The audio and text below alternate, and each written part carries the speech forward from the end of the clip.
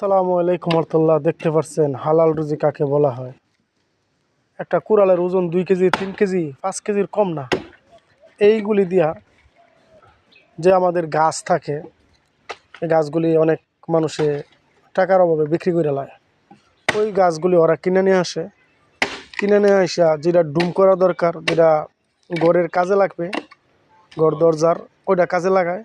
আর যেটা লাকড়ি দরকার প্রয়োজন, ওটা ছোটো ছোটো ডুম করে তারপরে এগুলি ফাইরা খড়ি লাকড়ি বানানো হয়। দেখতে পাচ্ছেন এটা অস্বাভাবিক কাম, এটা কোনো স্বাভাবিক কাম না। পরিশ্রম, কঠোর পরিশ্রমের কাম। টাকাটা এমনি আসে না।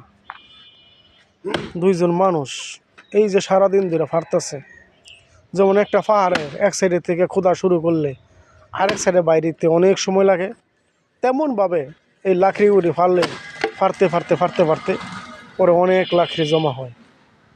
এই জমা হইলে এই লাকড়িগুলি মন হিসাবে বিক্রি করে 250 টাকা করে মন, এই কাঁচা লাকড়ি। তারপর গ্যাসের দাম বাইরে গেছে, সেই জন্য আরও বেশি চলে। সবাই দোয়া করবেন, ভালো থাকবেন।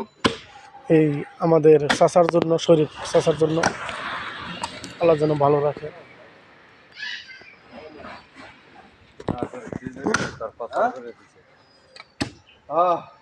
তাকাও শরীফ কাকা, দেখছেন অত্যন্ত পরিশ্রমী মানুষ। সবাই দোয়া করবেন ভালো থাকার জন্য।